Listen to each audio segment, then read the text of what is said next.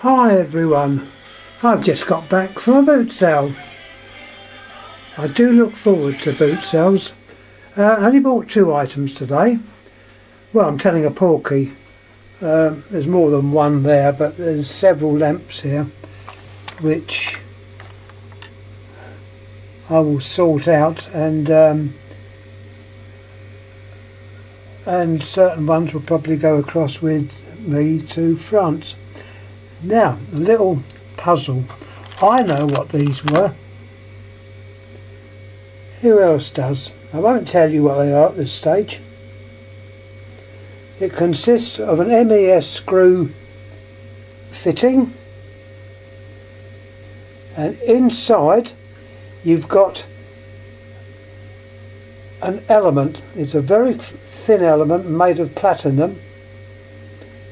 These work on 1.5 volts. They were very popular a few years ago.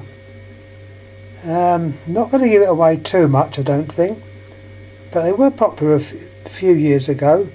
And applying 1.5 volts will make the little element glow. I don't know if you can see the element in there. There's about 3 of these in here, but I think the other 2 are non-workers.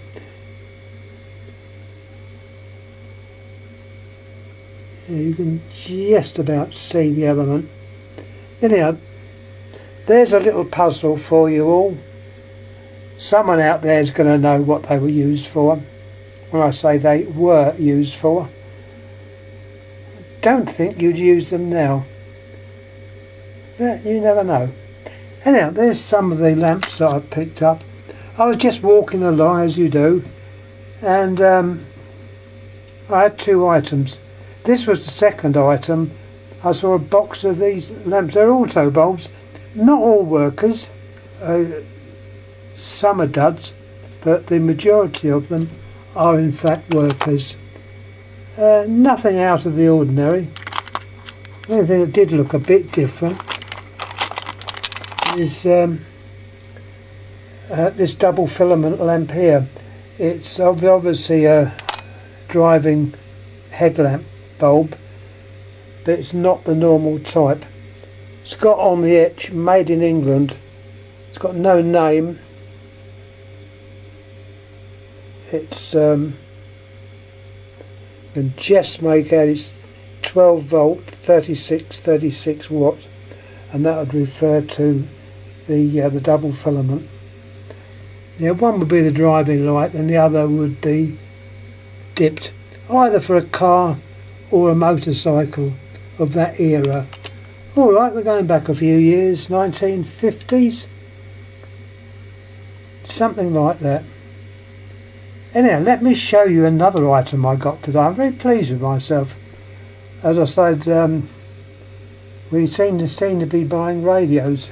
My mate is also buying radios, and we have a little thing. We get them, we put them on WhatsApp and show each other what we've got. This was completely, well, I didn't expect to get that. There's the innards. I always look at the innards. A little bit different. The chassis is in fact Paxlin, and it is a printed circuit. It's a printed circuit board. I reckon one of the first. With you've got 4 valves, well, 1 rectifier and 3 valves. As you can see, it's got a large resistor, and conspicuous by its absence, no transformer, and that tells me it's an AC DC receiver. If you look at the name, it probably tells you in there. There's the name. It's by Ferguson. We've also got a circuit diagram, or not a circuit diagram, a position of the valves. If you look up this on Google, look up the Radio Museum, and they have a picture of one of these. The date is 1958. That's what they think, it's that date. Now I'll show you the front, well, I'll show you the back of it while I've got it there. There's the back. Ferguson Radio Corporation, which was a branch of Thorn. There's the model number. I don't know what FRC means. Someone out there might know. And a warning obviously about taking the back off while the set's plugged in. Well, I'm sorry, the set is plugged in. And point of interest, I've got a testing screwdriver. If I touch on the aerial, it glows, and if I touch on the earth, it glows. So obviously, if anyone's tinkering about with old radios,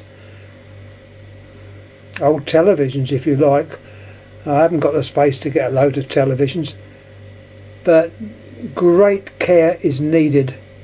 And all right, they can kill, there's no doubt about that, so be careful, that's all I say. Well, I've been tinkering about for many years, and you know, it's something interesting to do, but these AC/DC sets have to be a little bit careful, because they're not isolated, they go through a resistor to lower the voltage. Yeah, there's the back of it. There's the loudspeaker. I think I can show you that. Covering the light, haven't I? I think it's showing up. That's the loudspeaker. That's a normal type, not mains energised, which is obvious. Well, I say obvious. It could have well been mains energised, but this one is not.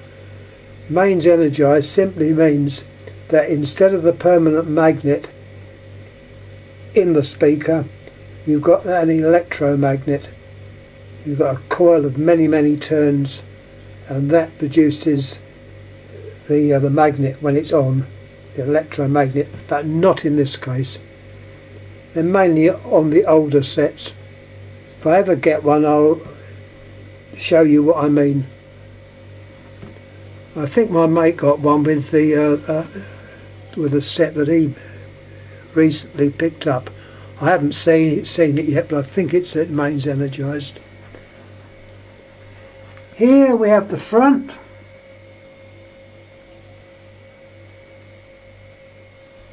Be careful, I'm going to turn. Now I'll turn the volume up. Is that actually on?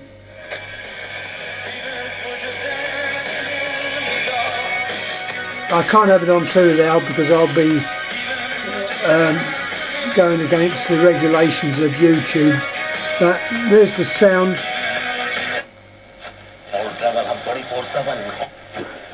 This is on the broadcast band or medium wave.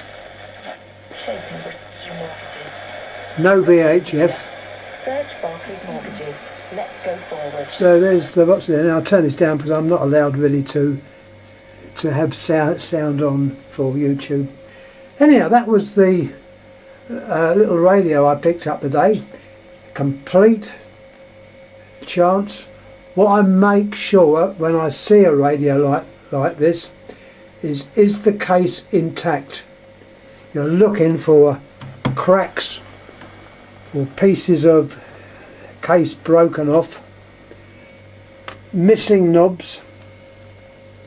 I'd almost say you'd never find a replacement knob, so make sure they're all there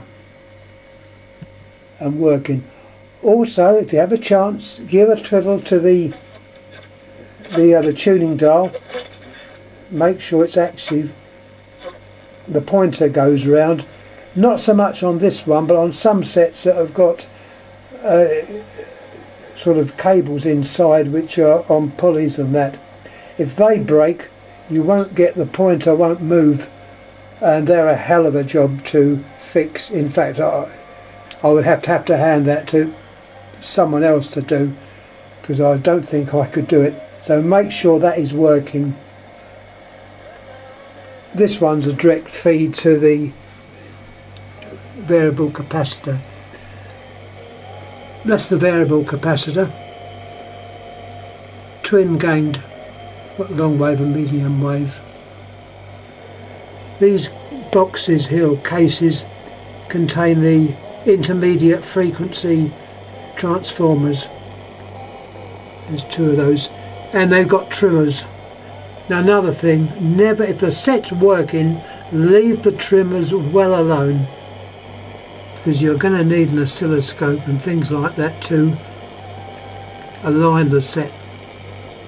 So if they haven't been touched, don't touch them. Never touch those. Valves, well, these are the valves. I know a lot of you out there probably don't know what valves are. You've been brought up with transistors and haven't really come across valves. Well, they're valves. They're vacuum tubes, and inside is where it all happens. The first one here is a rectifying valve,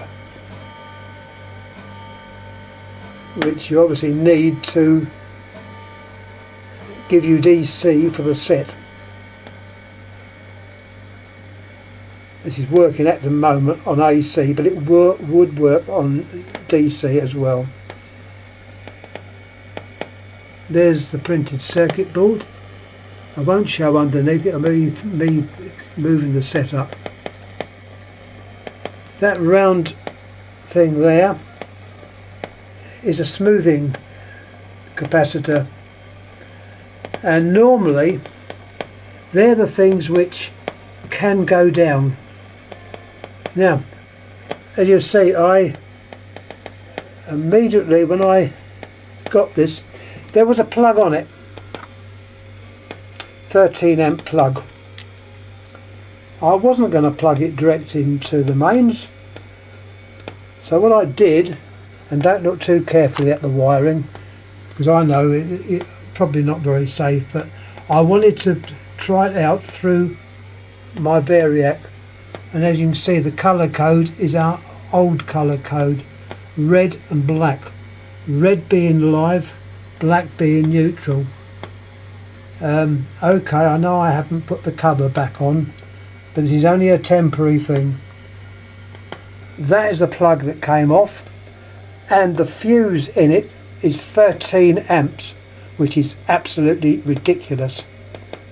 Put in a 2 amp fuse or a 5 amp fuse. 13 amps okay if you're running a 3-bar fire or something like that, but certainly not for a delicate radio, which if it did go wrong and you wanted it to blow the fuse, it would blow more easily on a lower amperage than a high amperage. If you're on a high amperage, you imagine the damage you could do to the inside here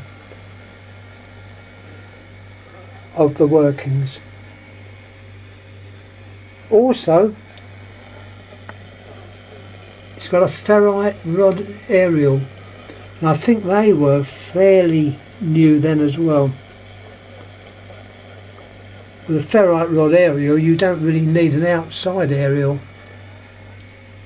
As you see, this set is working now without an outside aerial. It's simply working on the ferrite rod.